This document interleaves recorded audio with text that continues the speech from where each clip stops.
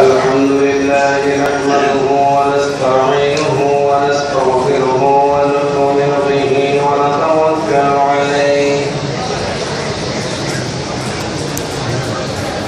ونعوذ بالله من شرور أنفسنا ومن سيئات أعمالنا من يهده الله فلا مضل له ومن يضلله فلا هادي له ونشهد أن لا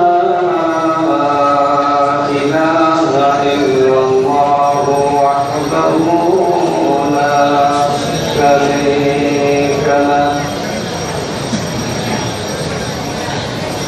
ونشهد أن سيدنا وسندنا وحبيبنا ومولانا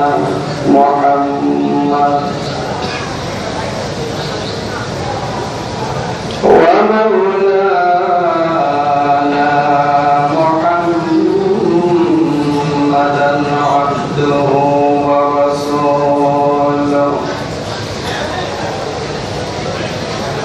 صلى الله تعالى عليه وعلى آله وأصحابه وأزواجه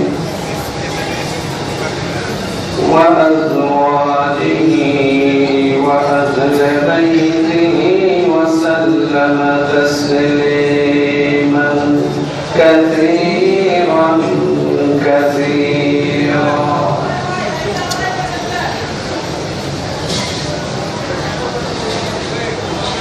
أما بعد فأعوذ بالله من الشيطان الرجيم بسم الله الرحمن الرحيم يا أيها الذين آمنوا اذكروا نعمة الله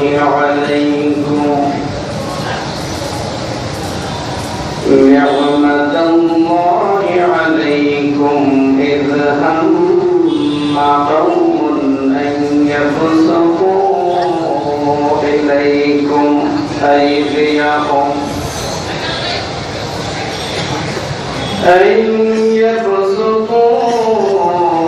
إليكم أيديهم فكف أيديهم عنكم واتقوا الله وعلى الله فليتوكل المؤمنون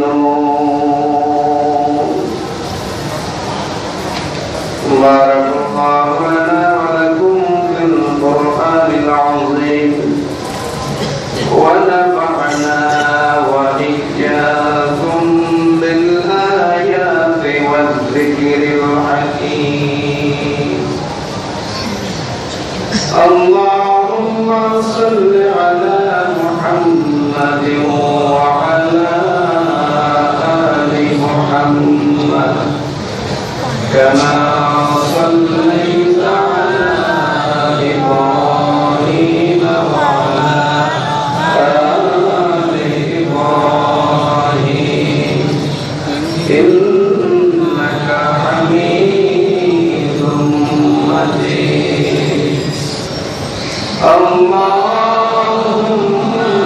بارك على محمد وعلى آل محمد كما باركت على إبراهيم وعلى آل إبراهيم إنك حميد مجيد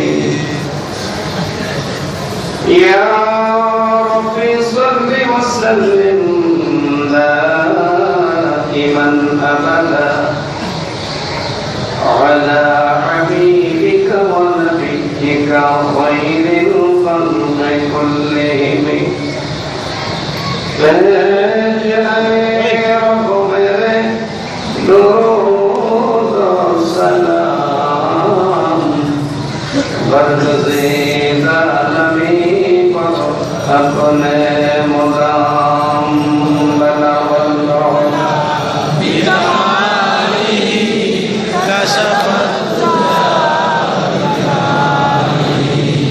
हसनत जमीअ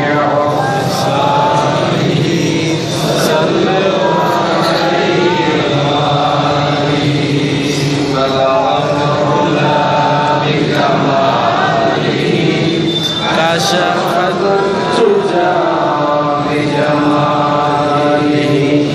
हसनत जमीअ खसालिही सल्लल्लाहु अलैहि वालिही।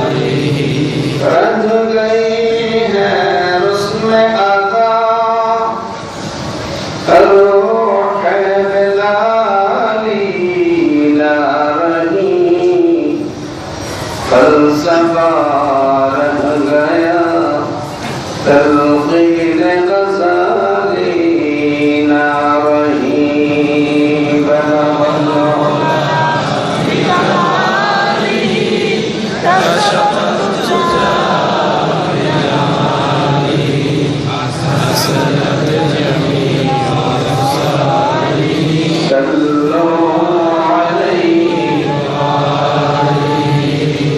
नहीं है जहाँ में मिसाल मोहम्मद जमाल खुदा है कमाल मोहम्मद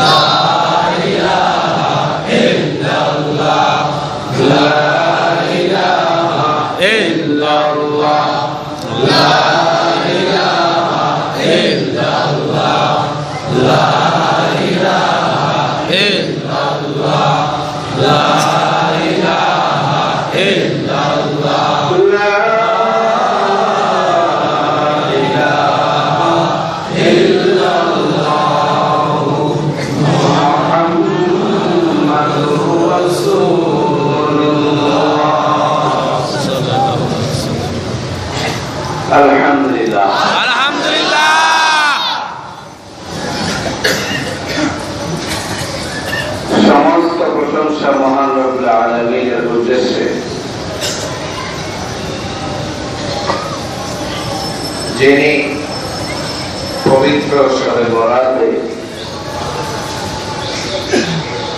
দ্বীনের কথা, ইসলামের কথা, কোরআনের কথা, আল্লাহর নবীর কথা শোনার উদ্দেশ্যে আমাদেরকে একত্রিত হওয়ার তৌফিক দান করেছেন। এই জন্যে কালিমাত শুকর উচ্চারণ করি, বলি আলহামদুলিল্লাহ। দ্বিতীয় তলার লাইটগুলো জ্বলছে না, দ্বিতীয় তলার লাইটগুলো জ্বলছে না। লাইটম্যান কোথায়? তাড়াতাড়ি ঠিক করে দাও।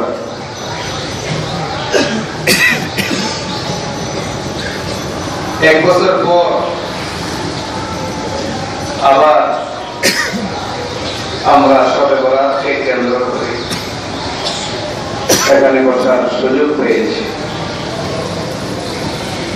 সবই আল্লাহ পাক রব্বুল আলামিনের ইচ্ছা। অসংখ্য মানুষ এমন আছে যে এই পবিত্র রজনীতেও সম্পূর্ণভাবে নফসের গোলাম হয়ে বসে আছে। আমরা যে আল্লাহর গোলাম হতে পেরেছি, আমার মনে হয় এই জন্য আবারও শুকরিয়া আদায় করব। আলহামদুলিল্লাহ। শুকরিয়ায় দাম বাড়ে না কমে। মুসা আলাইহিস সালাম একজন পয়গম্বর, নাম শুনছেন তো? তিনি এত মর্যাদা সম্পন্ন পয়গম্বর ছিলেন, তুর পর্বতে আল্লাহর সাথে কথা বলেছেন। একবার ভীষণ খরা চলছে, বৃষ্টি নাই, কয়েক মাস হয়ে গেল। মুসা আলাইহিস সালাম ওই সময় আল্লাহ পাক রব্বুল আলামিনের সাথে কথা বলার জন্য তুর পাহাড়ের দিকে রওনা দিয়েছেন। রাস্তার মধ্যে এক ব্যাঙের সাথে সাক্ষাৎ। ব্যাঙ চিনেন তো আপনারা? ব্যাঙ নবীরা পশু পাখির কথা বলতেন, নবীদের মর্যাদা। দাউদ আলাইহিস সালাম লোহা হাতে নিয়ে এরকম আগার খামিরের মতো নরম করে ফেলতেন। আপনারা লোহায় করলে খামির হয় না, নবীদের মর্যাদা। মুসা আলাইহিস সালাম যাচ্ছেন তুর পাহাড়ে, ব্যাঙের সাথে সাক্ষাৎ। শুকরিয়া আদায় করবে, দাম বাড়ে না কমে, এটা বোঝানোর জন্য বলছি। তখন এই ব্যাঙ বলল, হে আল্লাহর পয়গম্বর মুসা আলাইহিস সালাম, আপনি তুর পাহাড়ে যাচ্ছেন, আমার একটা আবেদন মাওলা কারীমকে জানাই দিবেন। মুসা আলাইহিস সালাম বললেন, তোমার আবার আবেদন কিসের? ব্যাঙ তখন বলল, হে মুসা আলাইহিস সালাম, আজকের দীর্ঘদিন যাবত বৃষ্টি হচ্ছে না, যার কারণে মানুষ তো বটে, পশু পাখি আমরা যারা আছি, জীবজন্তু সবাই বৃষ্টির অভাবে, পানির অভাবে কাতর হয়ে আছে। আবেদন হলো আপনি মেহেরবানি করে মাওলা কারীমকে জিজ্ঞেস করবেন বৃষ্টি কবে হবে, বৃষ্টিটা কবে হবে। মুসা আলাইহিস সালাম গেলেন তুর পাহাড়ে, মহান রব্বুল আলামিনের সাথে তার কথা হলো। আসার সময় ব্যাঙের আবেদনটা পেশ করলেন। মুসা আলাইহিস সালাম যখন আবেদন পেশ করলেন, আল্লাহ সুবহানাহু ওয়া তাআলা জাল্লা জালালুহু আম্মা নাওয়ালুহু, তিনি বললেন, যাও ব্যাঙকে গিয়ে বলো 3 মাস পরে বৃষ্টি হবে। কতদিন পর? 3 মাস। তো মুসা আলাইহিস সালাম প্রয়োজনীয় কথাবার্তা শেষ করে আসলেন, রাস্তায় আবার ব্যাঙের সাথে সাক্ষাৎ। হে মুসা আলাইহিস সালাম, আপনি কি আমার আবেদন আল্লাহ রাব্বুল আলামিনের কাছে পৌঁছেছেন, হ্যাঁ তোমার আবেদন পৌঁছেছে। আল্লাহ কি বলেছেন? আল্লাহ বলেছেন 3 মাস পর বৃষ্টি হবে। শোনার সাথে সাথে ব্যাংক বলল আলহামদুলিল্লাহ। আলহামদুলিল্লাহ।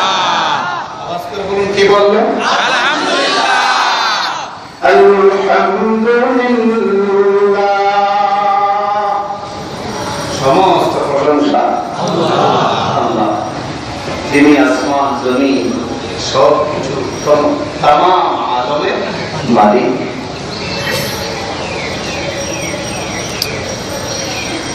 যখন আলহামদুলিল্লাহ বলল, মুসা আলাইহিস সালাম ব্যাংকে তার এই কথা জানাইয়া বাড়িতে গেলেন। বাড়িতে এখন পৌঁছার নাই, মুসলধারে বৃষ্টি হওয়া চলেছে। সুবহানাল্লাহ।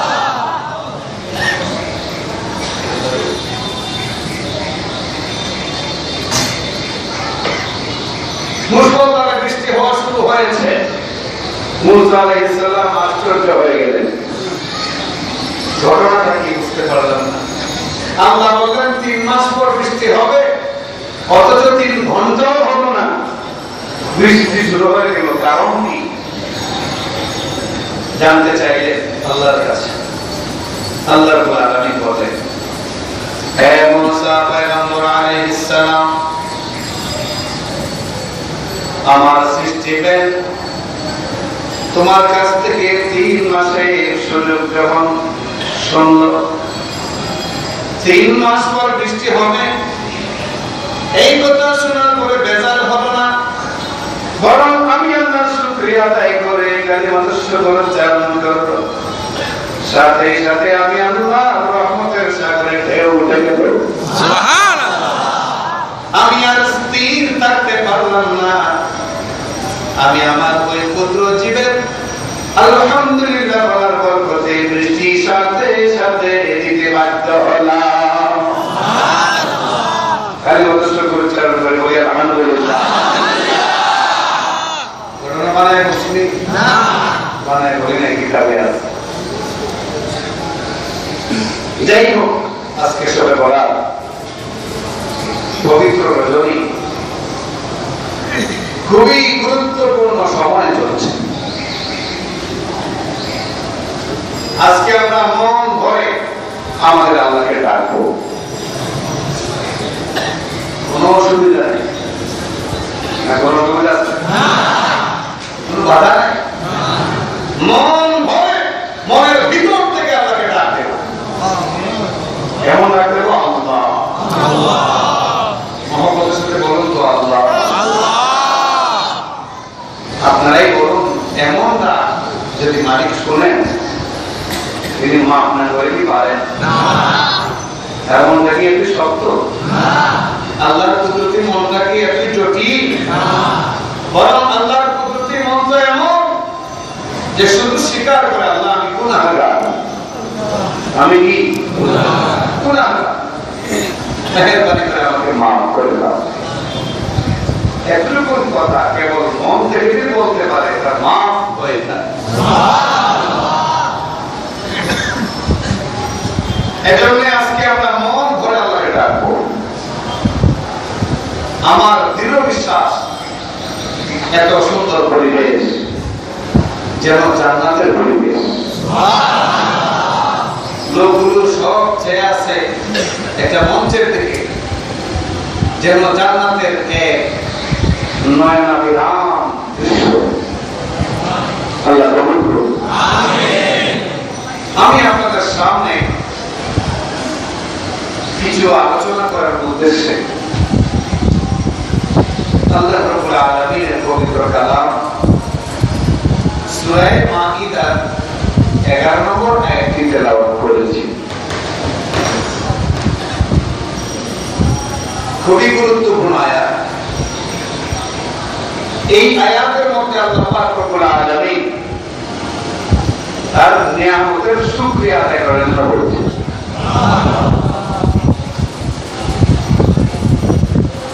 এই আয়াতটি মূলত একটা বিশেষ ঘটনাকে কেন্দ্র করে নাযিল হয়েছে।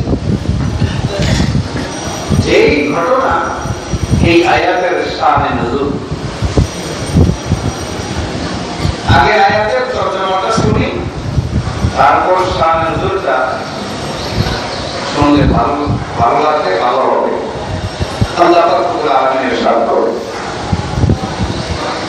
ইয়া আইয়ুহাল্লাযীনা আমানু যকুরু নি'মাতাল্লাহি আলাইকুম। ইয়া আইয়ুহাল্লাযীনা আমানু, হে ঈমানদারেরা। সুবহানাল্লাহ। আল্লাহ আমাদেরকে বলছেন ঈমানদার, আর কি লাগে? এটাই তো জান্নাতের অবস্থা করে। আল্লাহ বলছেন আমাদেরকে ঈমানদার। আপনারা খুশি না? খুশি। ইয়া আইয়ুহাল্লাযীনা আমানু, হে ঈমানদারেরা, উযকুরু নি'মাতাল্লাহি আলাইকুম, তোমাদের উপর আল্লাহর যে সমস্ত নিয়ামত রয়েছে এগুলো স্মরণ করো, এগুলোর জিকির করো। আল্লাহর নিয়ামতের স্মরণ করো। ইযা হাম্মা কওমুন আন ইয়াবসুতু ইলাইকুম আইদিয়াহুম, যখন একজন গোষ্ঠী তোমাদের উপর নির্যাতনের উদ্দেশ্যে হাত সম্প্রসারণ করেছিল, হাত বাড়িয়েছিল, ফাকাফা আইদিয়াহুম আনকুম, তখন আল্লাহ পাক রব্বুল আলামিন তোমাদের উপর থেকে তাদের হাতকে সরিয়ে দিয়েছিলেন, গুটিয়ে দিয়েছিলেন, নিবৃত করেছিলেন।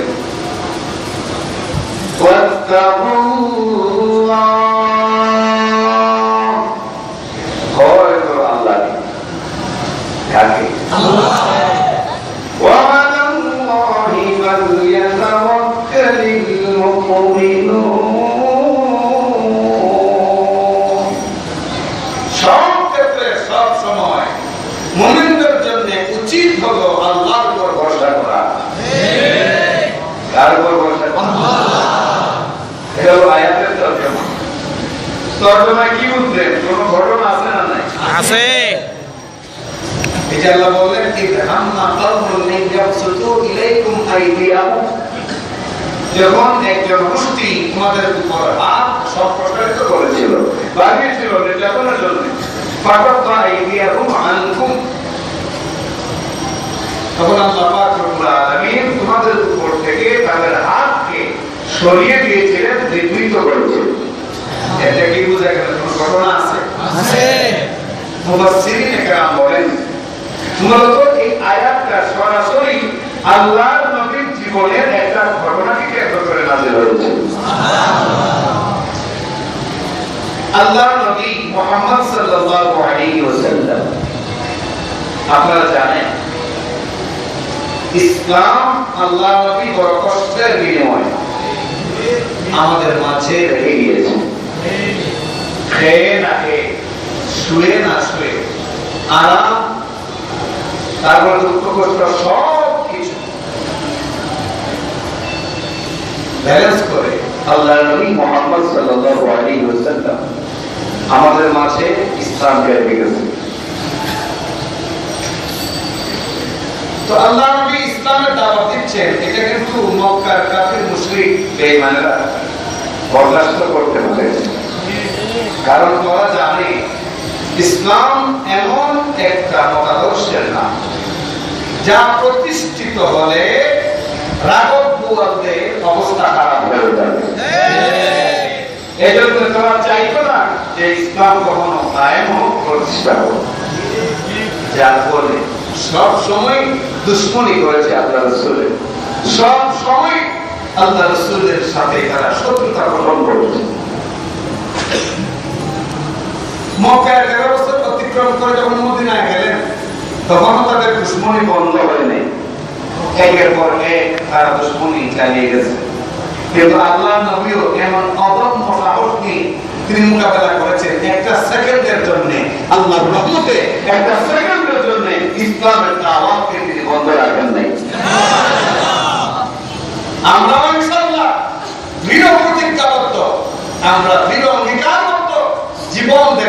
সম্পদ দেব, সব কিছু দেব, একটা সেকেন্ডের জন্য আমাদের সত্তা থেকে ইসলামকে ছিনিয়ে নিতে সুযোগ দিব না আমরা। গেলেন মদিনায় একই অবস্থা, সবসময় দুশ্মনী কাদের মুশরিকদের। সাল্লাল্লাহু আলাইহি ওয়াসাল্লাম একবার কোথাও গেলেন সাহাবায়ে কেরামকে নিয়ে, যখন মদিনার দিকে ফিরতেছেন তো রাস্তায় মরুভূমিতে একটা বৃক্ষ খেজুর গাছ, এই খেজুর গাছের নিচে ক্লান্ত শরীর নিয়ে তিনি শুয়ে পড়লেন। অবসন্ন হৃদয়, দেহটাও ক্লান্ত, ভাবলেন কিছুটা আরাম যদি করি তাহলে ভালো হবে।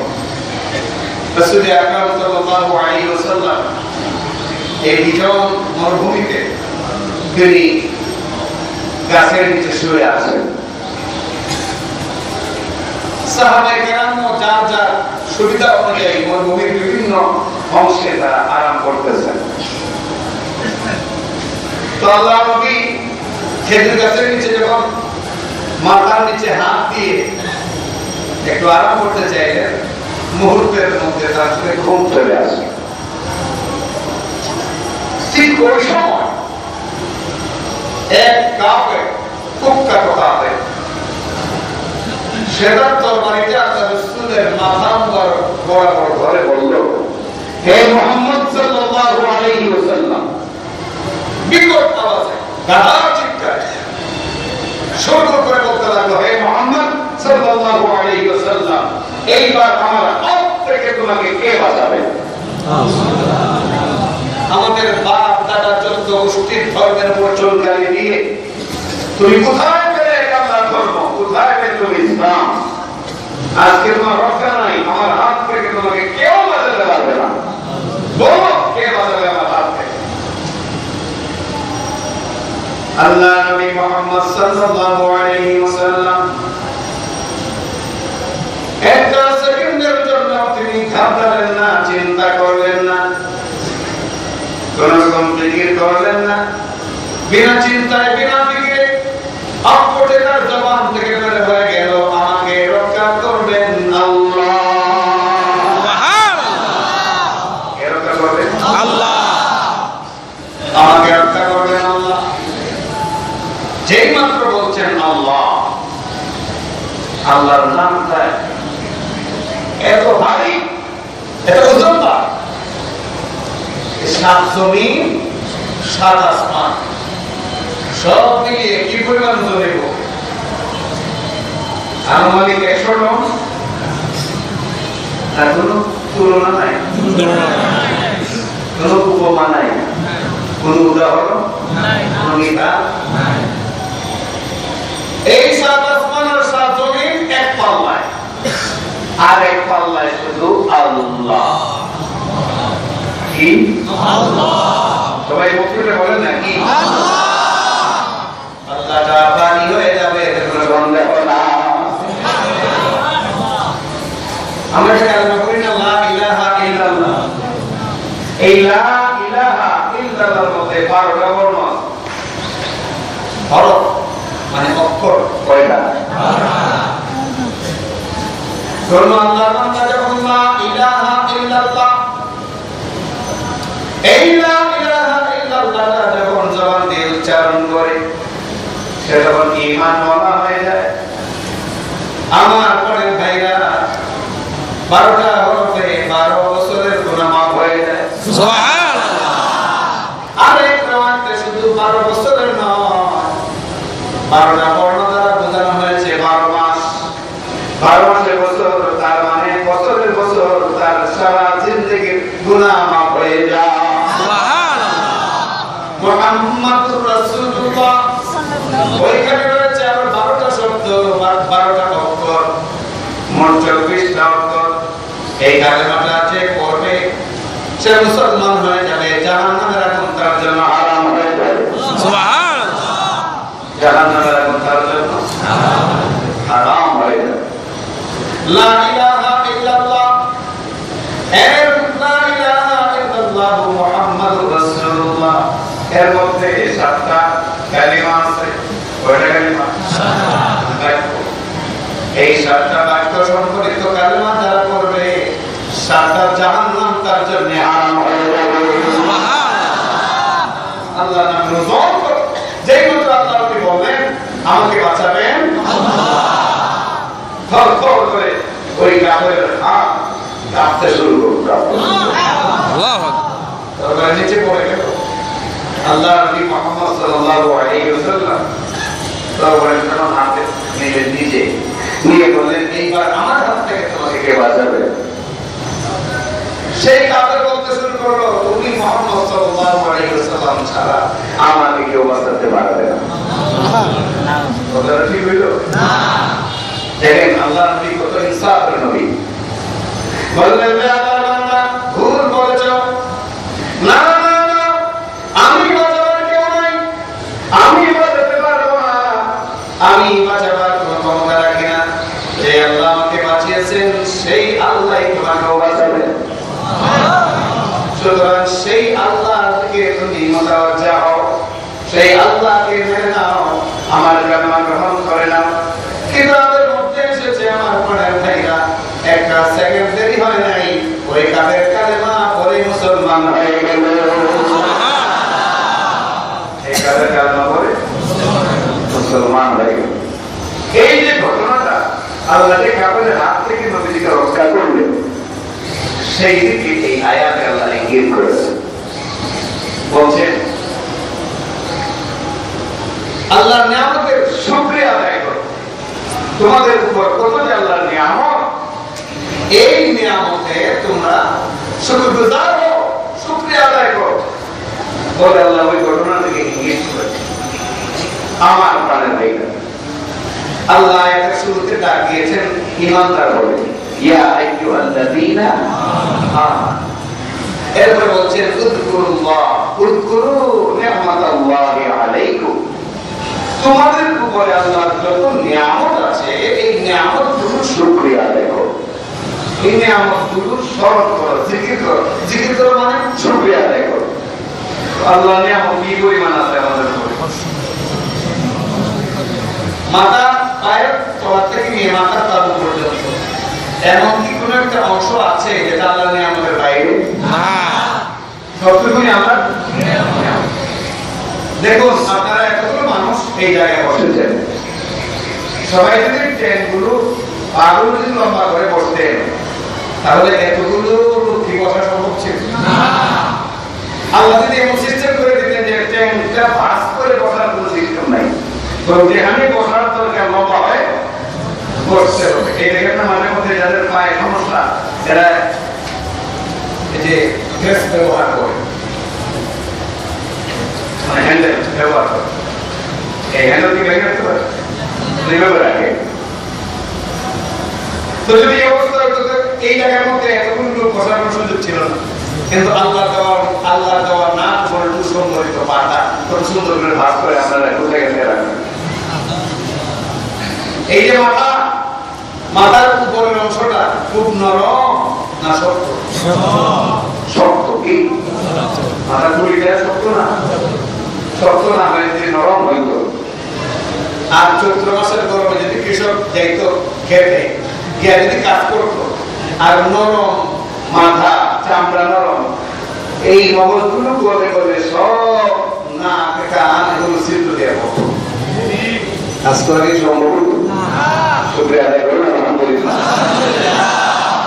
পায়ের তলার যে চামড়াটা, এই চামড়াটা খুব শক্ত না নরম? পায়ের তলার চামড়া যে কাঠের মতো শক্ত না সফট? কাঠের মতো শক্ত না নরম? নরম। মাথার খুলির মতো যদি পায়ের তলাটা আল্লাহ শক্ত করে দিতেন কেমন হইতো? যেমন হাতে মনে হইতো যেন পুতুল হাত। কে করেছে? আল্লাহ।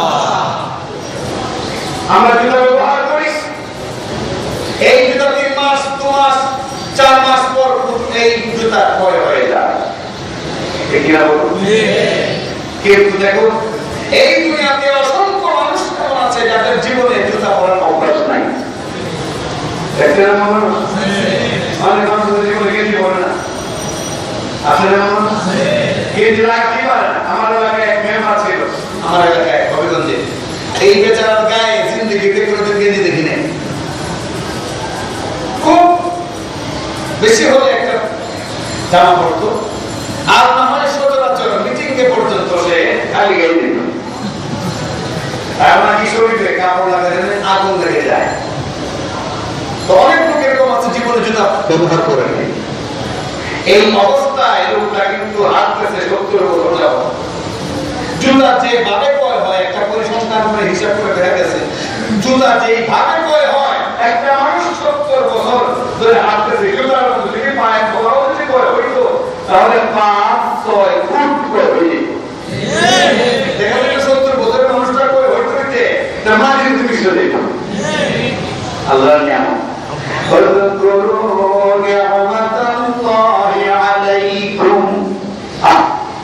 তোমরা আল্লাহর নিয়ামতগুলো স্মরণ করো, আল্লাহর নিয়ামতগুলোর কথা ভাবো, একটাবার ভাবো।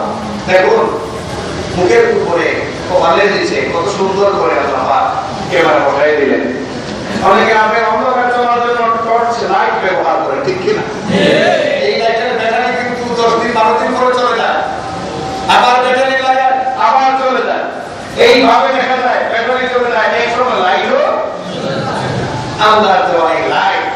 এই লাইট আজকে 36টা বছর যাবত, 50টা বছর যাবত, 70টা বছর যাবত, এমনকি সালমান ফার্সি দুনিয়াতে বেঁচে ছিলেন 250 বছর, নূহ পয়গম্বর বেঁচে ছিলেন 1750 বছর। এতদিন পর্যন্ত এই লাইটে ব্যবহার করেছেন বা করতেছেন আপনারা সামান্যতম কোনো গতি মাঝে মধ্যে একটু গতি দেখা যায়। তারা পরীক্ষার জন্য জুতি সরায় নেন, কারণ আমরা চোখের হেফাজত করতে পারি না, চোখের হেফাজত করতে পারি না, এটা আল্লাহ পরীক্ষামূলক সরায়।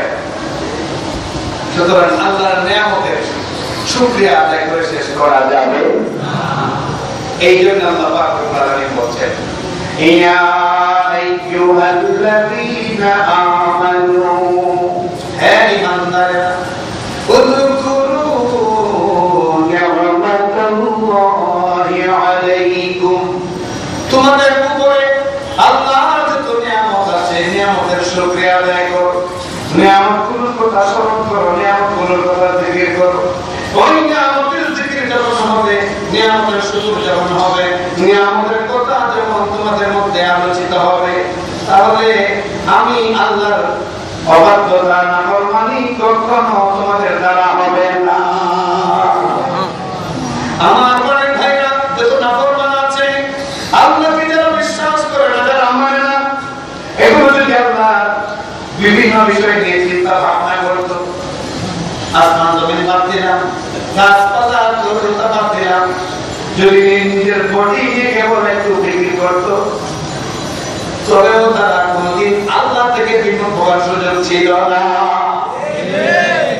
আওয়াজ বের ঠিক না? আল্লাহ নিয়ামতের শুকর আদায় করা সকলের জন্য উচিত। আমার মনে ভাইরা, আল্লাহর নিয়ামতের শুকরিয়া আমরা আদায় করি বা না করি, আমাদের অবশ্যই বিশ্বাস করতে হবে যে এই নিয়ামতের হিসাব একদিন দিতে হবে। শুকরিয়া আদায় করি বা না করি, এই বিশ্বাস রাখতে হবে, অবশ্যই এর হিসাব আল্লাহর কাছে দিতে হবে। সময়টা নিয়ামত কিনা? কে দিয়েছেন? আল্লাহ। আল্লাহ ইচ্ছে করলে সফলতার আগেই আপনাকে কবরে উঠাইয়া জানাজা নামাজ কমপ্লিট করে কবরে পৌঁছায় দিতে পারতেন। আল্লাহ যদি এমন সিদ্ধান্ত নিতেন, তাহলে আজকে এই মাহফিলে এই পরিবেশে আমরা কি শরীর হতে পারতাম? আল্লাহ এই শক্তি আছে না? আছে। আল্লাহ তো সেটা না করে বসার সুযোগ দিয়েছেন। আলহামদুলিল্লাহ, আমরা আমাদের সময়ের নিয়ামতের সঙ্গে আদায় করতে পারবো। এই জন্য আমি অনুরোধ করবো, যারা আছেন আশপাশে, শুকরিয়া আদায় করুন। আজকে হলো সময় নামকে নিয়ামত আল্লাহ দিয়েছেন, টাইম নামকে সময়টা আল্লাহ আমাকে নিয়ামতের দিয়েছেন, এইটার শুকরিয়া আদায় করার সময় হয়ে আছে। ঠিক কিনা? ঠিক। আমার মনে হয় আল্লাহ নিয়ামত কোনটাই বলে শেষ করা যাবে না। আল্লাহ নিয়ামতের তালিকাও কেউ শেষ করতে পারবে কি পরিমাণে আল্লাহ রাব্বুল আলামিন পবিত্র কোরআনে অন্য এক আয়াতে বলেন তোমরা নিয়ামতের শুকরিয়া আদায় কেমনে করবা কোন নির্দেশে করতে পারবে না وَإِن تَعُدُّوا نِعْمَةَ اللَّهِ لَا تُحْصُوهَا আল্লাহ নিয়ামত যদি গণনা করতে চাও একটা নিয়ামত দুইটা তিনটা পাঁচটা 10টা 11টা 20টা 25টা 30টা 40টা 50টা 100টা এরকম হয়তো গণনা করবে কিন্তু গণনা করতে করতে তোমার উমর শেষ হয়ে যাবে বয়স শেষ হয়ে যাবে তোমার জিন্দেগি শেষ হয়ে যাবে তবু আল্লাহর নিয়ামত কি পরিমাণ ভোগ করতেছো শেষ করতে পারবে না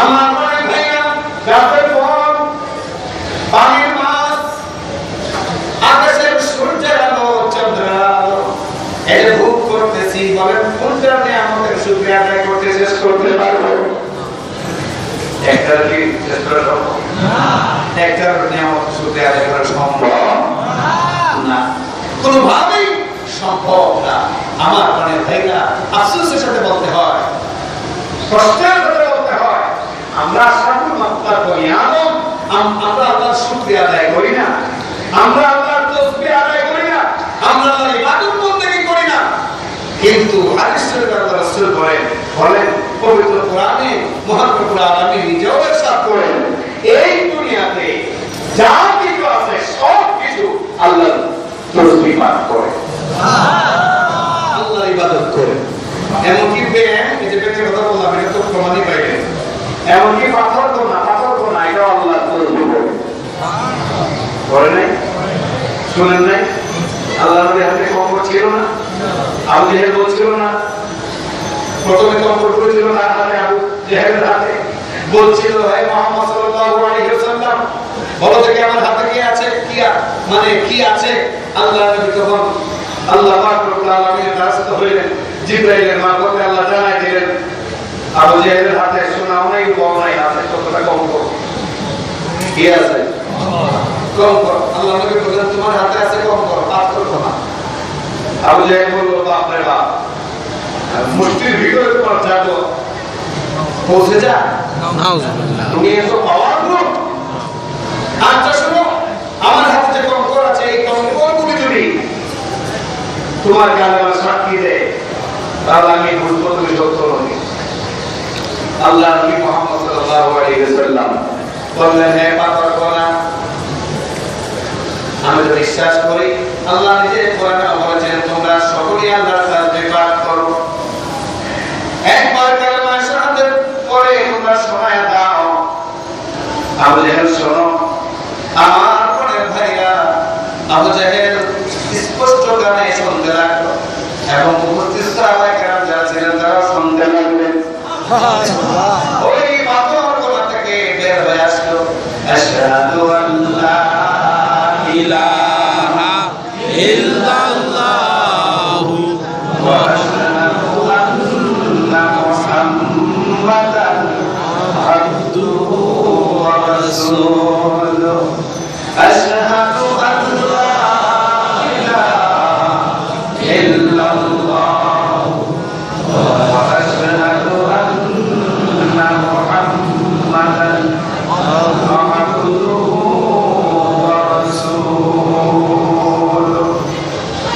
সাথে আবু জেহেল কালেমা পড়তে দূরের কথা বাপরে বাপ বলতে বিদায় হয়ে গেল আর বললো এত কঠিন জানো পাথর থেকে তুমি কথা বের করে নিচ্ছ তাও তোমার কালিমা সত্যি আল্লাহর কথা বলে সবকিছু আল্লাহর কথা বলে সবকিছু আল্লাহর কথা বলে গাছ আল্লাহর কথা বলে বিল্ডিং আল্লাহর কথা বলে আসমান আল্লাহর কথা বলে জমিন আল্লাহর কথা বলে উট পাখি আল্লাহর কথা বলে সব কিছু আল্লাহর কথা বলে কিন্তু আমাদের মাঝে আমরা কিছু নাফরমান এমন আছি যারা হাজারো নিয়ামত ভোগ করার পরেও আল্লাহর নামটা জবানে আনতে আমাদের কষ্ট হয়